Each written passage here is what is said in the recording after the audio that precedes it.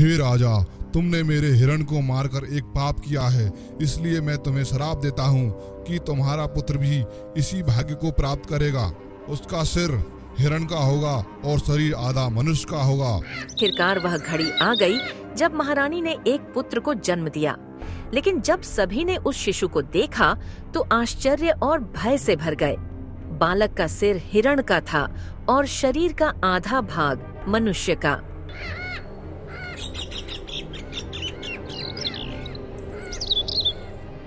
कई वर्षों पहले की बात है। एक घना जंगल था जिसमें एक सिद्ध साधु बाबा निवास करते थे। उनके पास एक सुंदर हिरण था जो उनके सच्चे साथी की तरह था। साधु बाबा उस हिरण को पुत्र के समान प्रेम करते थे और हिरण हमेशा उनके पास ही रहता था। इस जंगल के समीप ही एक समृद्ध राज्य था जिसका राजा वीरेंद्र सिंह था। राजा अत्यंत पराक्रमी और न्यायप्रिय था, परंतु उसकी रानी महारानी मालविका को विलासिता की अधिक रुचि थी। उसे शिकार करने का भी शौक था। विशेषकर दुर्लभ जीवों का मांस खाना उसे बहुत पसंद था। एक दिन, महाराज, हमें जंगल की सैर करे, बहुत समय हो गया है, क्यों ना आज हम जंगल की सैर करने चले। हाँ महारानी मालविका, जंगल की सैर करे तो बहुत समय हो गया है, पर हम जंगल की सैर करने नहीं जा सकते क्योंकि तुम गर्भवती हो और इस समय तुम्हें अपना पूरा ध्यान रखना चाहिए, इसलिए हम कहीं नहीं जा सकते और आप भी नहीं। आप घर ही रहो और आराम कीजिए। महाराज, आराम तो मैं हमेशा करती रहती हूँ, घूमने थोड़ी जाया करती हूँ। महाराज, मेरा घूमने का अत्यंत मन कर रहा है, कृपया हमें घूमने के लिए अपने साथ लेकर चलें। ठीक है महारानी मालविका, अगर तुम नहीं मानती हो तो मैं तुम्हें जंगल की सैर कराने लेकर चलता हूँ। जी महाराज, चलिए। राजा वीरेंद्र और रानी मालविका जंगल की सैर करने के लिए निकल जाते हैं। यह लो महारानी, आ गए हम जंगल, घूम लीजिए, घूमने का आनंद लीजिए जंगल का। हाँ महाराज, आज मैं बहुत समय बाद महल से बाहर आई हूँ और जंगल में आकर मुझे अत्यंत खुशी हो रही है।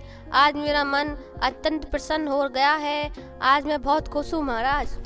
तभी रानी की नजर एक हिरण के बच्चे पर पड़ी। रानी हिरण को देखकर बोलती है, महाराज, मुझे उस छोटे हिरण के बच्चे का मांस खाने की इच्छा हो रही है। महाराज, जाइए और मेरे लिए उस हिरण का शिकार करके लाइए। अरे महारानी मालविका, बस इतनी सी बात, रुको, मैं अभी इस हिरण के बच्चे का शिकार कर लाता हूँ। राजा उस हिरण के पीछे पीछे उसका शिकार करने के लिए निकल जाता है। हिरण नदी के पास पानी पीने लग जाता है तो राजा मौका पाकर अपने धनुष पर तीर चढ़ाया और बिना सोचे समझे उस हिरण पर निशाना साध देता है। तीर सीधा हिरण के हृदय में जा लगा और वह तुरंत गिर पड़ा। और तभी वहाँ साधु बाबा आ जाते हैं और साधु बाबा यह देख बहुत क्रोधित होते हैं और बोलते हैं, मूर्ख राजा, तुमने मेरे पुत्र समान हिरण की हत्या कर दी। यह एक महान अपराध है, इसकी सजा तुम्हें अवश्य मिलेगी। साधु बाबा, मुझे पता नहीं था, ये आपका है, मुझे क्षमा करना बाबा। हे राजा, तुमने मेरे हिरण को मारकर एक पाप किया है, इसलिए मैं तुम्हें श्राप देता हूँ कि तुम्हारा पुत्र भी इसी भाग्य को प्राप्त करेगा। उसका सिर हिरण का होगा और शरीर आधा मनुष्य का होगा। नहीं बाबा, ऐसा मत कीजिए, मुझसे गलती हो गई और मुझे मेरी गलती का एहसास है। हे बाबा, मुझसे भूल हो गई, कृपया मुझे क्षमा करें। मेरी गलती की सजा हमारे होने वाले बच्चे को ना दे बाबा, कृपया अपना शराब वापस ले लो बाबा। साधु बाबा, माफ कर दो साधु बाबा हमें। राजा, यह शराब अटल है, मैं इस शराब को वापस नहीं ले सकता, परंतु तुम्हारे पुत्र के उद्धार का एक उपाय है। जब उसे कोई निडर और साहसी राजकुमारी पति के रूप में अपनाएगी, तब वह अपने श्राप से मुक्त होगा। राजा व्याकुल हो गया। वह भारी मन से अपने महल लौट आया। तभी रानी मालविका राजा से बोलती है, महाराज, क्या हुआ, क्या बात है? आज बड़े उदास लग रहे हो और मुझे जंगल में भी कहीं नहीं दिखाई दिए, इसलिए मैं महल वापस आ गई। क्या हुआ महाराज, सब ठीक तो है ना? नहीं रानी मालविका, कुछ नहीं हुआ, सब ठीक है। तभी अचानक से रानी मालविका के दर्द होना शुरू हो जाता है। आहा महाराज, बहुत दर्द हो रहा है, लगता है बच्चे होने का समय आ गया है। रुको रानी मालविका, मैं किसी को बुलाता हूँ। आखिरकार वह घड़ी आ गई जब महारानी ने एक पुत्र को जन्म दिया। लेकिन जब सभी ने उस शिशु को देखा तो आश्चर्य और भय से भर गए। बालक का सिर हिरण का था और शरीर का आधा भाग मनुष्य का। महल में सन्नाटा छा गया। राजा को यह देखकर अत्यंत दुहक हुआ। महाराज, ये सब क्या है? हमारा बच्चा आधा हिरन और आधा मनुष्य है, यह कैसे संभव है महाराज? आखिर हमसे ऐसा क्या पाप हो गया जो उसकी सजा भगवान ने हमें दी है? रानी, तुमने जिस हिरण के शिकार करने की इच्छा बताई थी और उसको खाने की इच्छा जताई, वह हिरण हमारे तीर का शिकार हो गया था और वह हिरण एक साधु बाबा का था। उस साधु बाबा ने उस हिरण का शिकार करते हुए हमें देख लिया था, तो उसने ही हमारे होने वाले बच्चे को श्राप दिया था और यह बालक साधु बाबा के श्राप का परिणाम है। इसलिए रानी मालविका, हमें इसे जंगल में छोड़ देना ही उचित रहेगा। नहीं नहीं महाराज, यह आप क्या बोल रहे हैं? यह मेरा पुत्र है, चाहे किसी भी रूप में हो, मैं इसे नहीं त्याग सकती। आपको भी इसको अपनाना होगा, आखिर यह हमारा बच्चा है महाराज। ठीक है रानी मालविका, जैसा तुम उचित समझो। पर महाराज, क्या हमारा बच्चा जिंदगी भर ऐसा ही रहेगा? क्या कभी इस श्राप से मुक्ति नहीं होगा? इसका कुछ न कुछ इलाज तो होगा, कुछ न कुछ तो साधु बाबा ने आपको बताया ही होगा महाराज। हाँ रानी मालविका, उस साधु बाबा ने बताया था कि हमारा बच्चा जब विवाह योग हो जाएगा और हमारे राजकुमार से कोई राजकुमारी जो निडर और साहसी होगी, अगर वह उससे विवाह करेगी तो हमारा राजकुमार वापस से मनुष्य की तरह हो जाएगा। रानी, पता नहीं महाराज वह समय कब आएगा और न जाने वह राजकुमारी कब और कहाँ मिलेगी। राजा ने राजकुमार का नाम विराज रखा। विराज के बारे में लोग तरह तरह की बातें बनाने लगे। लोग उससे डरते थे। अरे बहन, तुमने सुना है रानी ने एक बच्चे को जन्म दिया है और वह बच्चा अजीब गरीब पैदा हुआ है। वह अलग ही अनोखा बच्चा है। उसका सिर तो हिरन और आधा शरीर मनुष्य का है। हाँ बहन, सुना तो मैंने भी है। मुझे तो वह बच्चा एक डरावना और श्रापित बच्चा लगता है। क्या पता महारानी और महाराज ने ऐसे क्या कर्म किए हैं जिनकी सजा उनको मिली है। हाँ बहन, तुम सही बोल रही हो। जरूर उन्होंने कुछ पाप किए होंगे जिसकी सजा भगवान ने उनको दी है, तभी तो उनको यह अनोखा बच्चा जिसका आधा शरीर मनुष्य का और आधा सिर हिरन का है, ऐसा तो पहले कभी नहीं देखा हमने। पहली बार सुना है और देखा है बहन। महाराज, राज्य के लोग राजकुमार को लेकर तरह तरह की बातें बना रहे हैं। कोई उनको डरावना बोल रहा है तो कोई उनको शापित बोल रहा है। महाराज, अगर ऐसे ही रहा तो राज्य का क्या होगा फिर? इस तरह लोग बातें बनाते रहे तो लोग हमसे डरना और हमारी इज्जत करना ही छोड़ देंगे महाराज। हाँ मंत्री जी, तुम सही बोल रहे हो, पर हम कर ही क्या सकते हैं? हमारा बच्चा जैसा भी है तो हमारा ही बच्चा, और महारानी मालविका उसको त्यागने के लिए तैयार नहीं है। हमारी तो कुछ समझ में नहीं आ रहा मंत्री जी, हम करें तो क्या करें? महाराज, बुरा ना मानो तो मैं एक सलाह दूं। हाँ मंत्री जी, अवश्य, क्यों नहीं, हमें अपनी सलाह बताओ, क्या बताना चाहते हो? महाराज, अगर आप कुछ समय के लिए महारानी और राजकुमार विराज को कुछ दूर किसी जगह पर रहने के लिए बोलें और कुछ समय के लिए वही रहे तो लोग इस तरह तरह की बातों को बनाना भी बंद कर देंगे और इससे हमारे राज्य को भी कोई नुकसान नहीं होगा। मंत्री जी, आप बोल तो सही रहे हो, पर रानी मालविका यह बात कभी नहीं मानेगी। महाराज, आप एक बार उनसे बात करके तो देखें, क्या पता वह आपकी बातें समझे और मान जाएं। ठीक है मंत्री जी, मैं रानी मालविका से बात करने की कोशिश करता हूँ। राजा रानी मालविका के पास जाता है और बोलता है, रानी मालविका, हमें आपसे कुछ जरूरी बातें करनी है और आप हमारी बातों का कुछ गलत मतलब मत समझना। मैं बस इस राज्य की भलाई के लिए आपसे बोल रहा हूँ। जी महाराज, बोलिए क्या बात है और क्या बात करनी है आपको हमसे। रानी मालविका, आपको तो पता है कि राज्य में लोग हमारे बच्चे को लेकर किस तरह तरह की बातें बना रहे हैं। कोई बच्चे को श्रापित बोल रहा है तो कोई डरावना बच्चा बोल रहा है। हम क्या करें, हमारे कुछ समझ में नहीं आ रहा। इसलिए हमने सोचा है कि आप और हमारा राजकुमार कुछ समय के लिए दूर किसी जंगल पर रहने के लिए चले जाओ।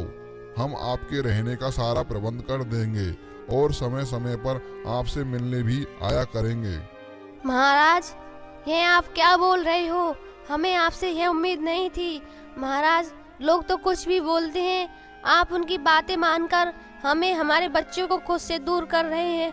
महाराज, यह उचित नहीं है। हमारा बच्चा इसी महल में रहेगा और इसी महल में उसका पालन पोषण होगा। हम अपने बच्चे को लेकर कहीं दूसरी जगह पर नहीं जा रहे। रानी मालविका, आप जैसा बोल रही हो यह सत्य नहीं है। हम आपसे और हमारे बच्चे से बहुत प्यार करते हैं। हम भी नहीं चाहते कि आप हमसे दूर रहो, पर क्या करें महारानी, हमारे महल को इस बदनामी से बचाने के लिए कुछ तो करना पड़ेगा। हमें कुछ ही समय की बात है और महारानी मालविका, ये सब कुछ ठीक हो जाएगा। ठीक है महाराज, अगर हमारे यहाँ से जाने से अगर लोग हमें भूल जाएंगे और लोग तरह तरह की बात करना बंद कर देंगे तो हमें यहाँ से जाना मंजूर है।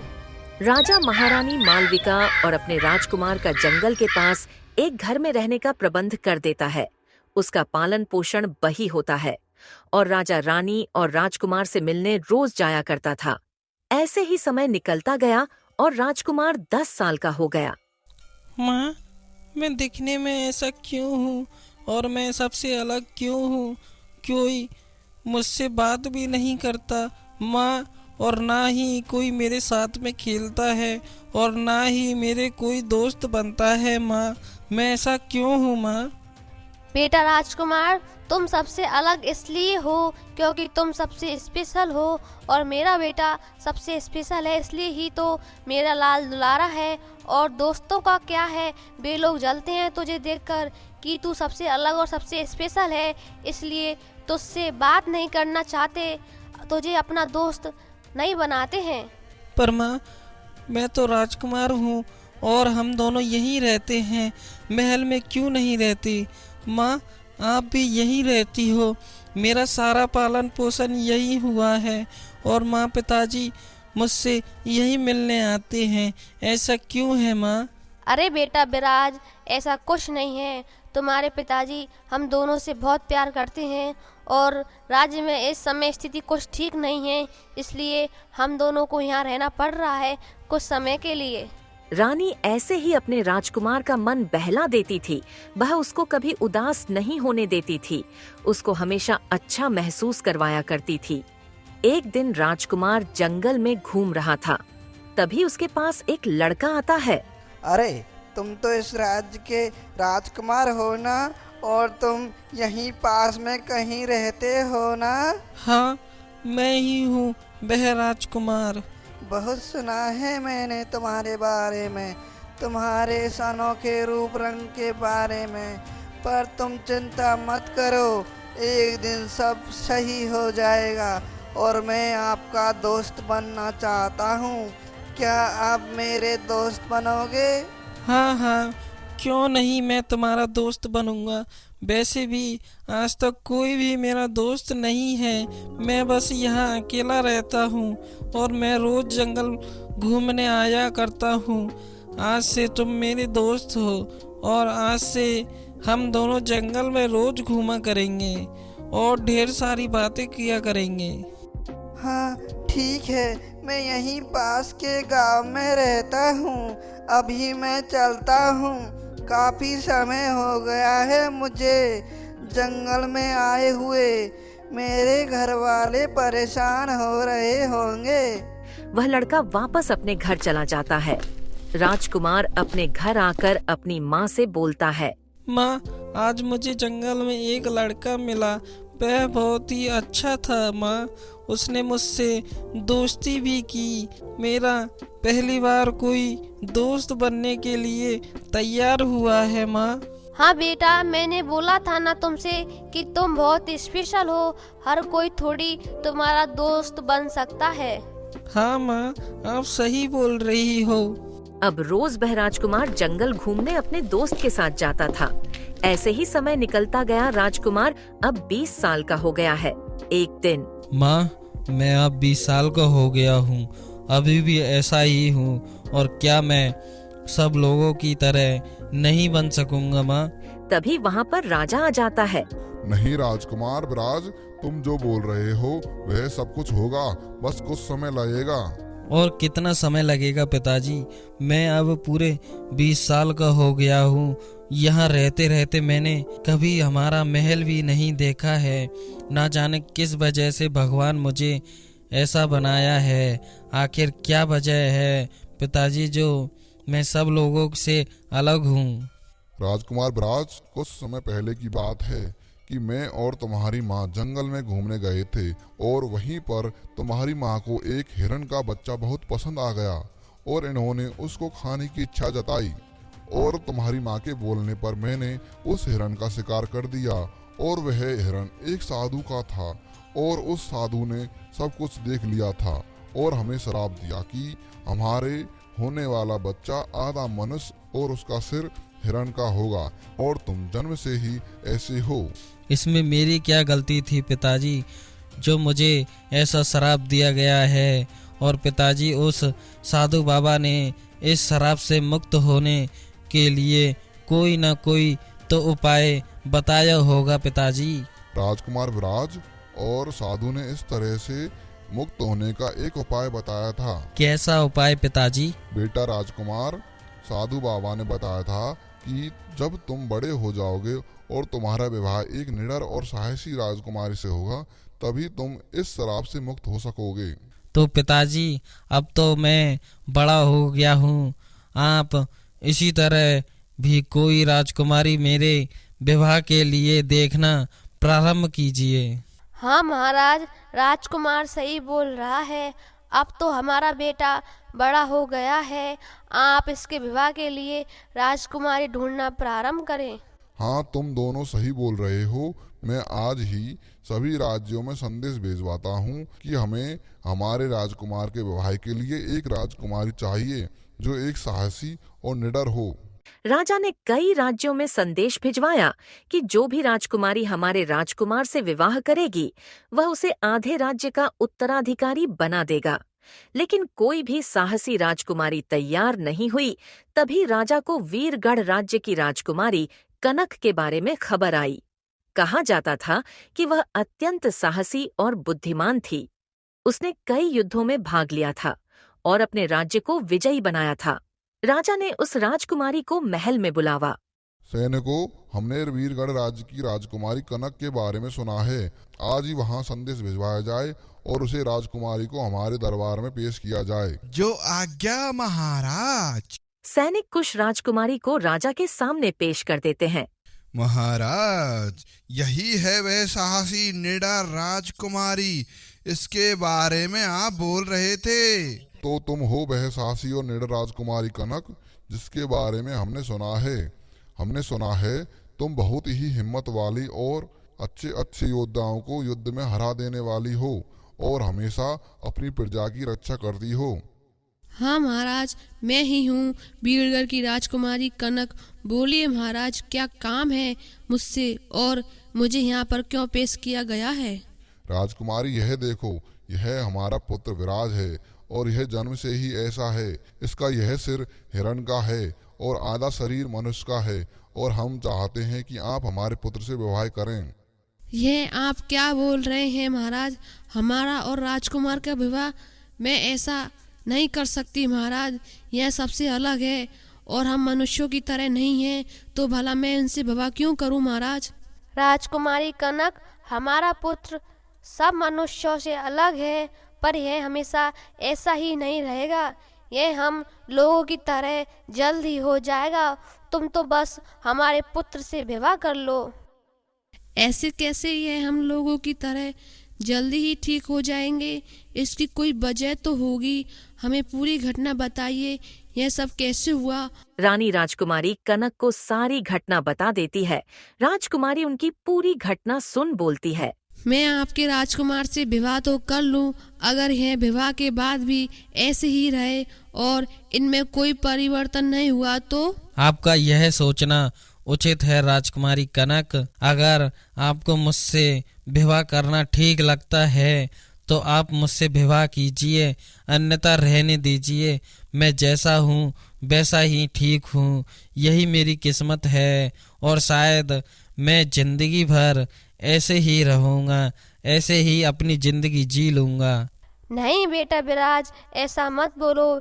एक न एक दिन तुम जरूर सही हो जाओगे। हाँ राजकुमार विराज, तुम्हारी माँ सत्य बोल रही है और हम ऐसा कभी नहीं होने देंगे। हम कहीं ना कहीं से एक साहसी और निडर राजकुमारी आपके लिए ढूंढकर अवश्य लाएंगे और आपका उससे विवाह कराएंगे।